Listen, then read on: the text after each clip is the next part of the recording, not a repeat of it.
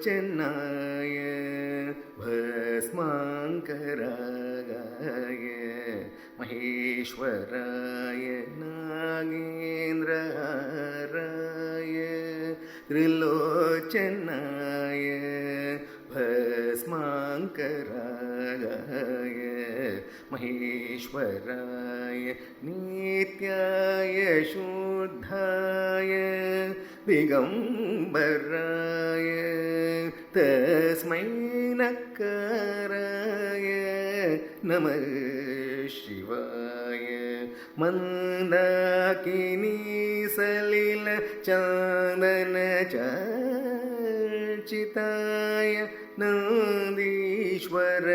प्रमथ नाथ महेश्वराय मन्दारमुख्य बहु पुष्पसुपूजिताय तस्मै मकराय नमः शिवाय शिवाय गौरी वदनाद बृन्द सूर्याय दक्षध्वरनाशकाय श्रीनीलकण्ठाय वृषध्वजाय तस्मै शिखराय नमः शिवाय वसिष्ठकुम्भो भवगौतमार्य मुनीन्द्रदेवाय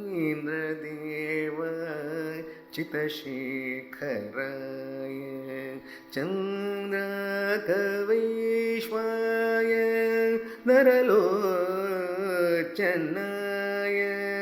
तस्मै वकाराय नमः शिवाय यक्षस्वरूपाय जटाधराय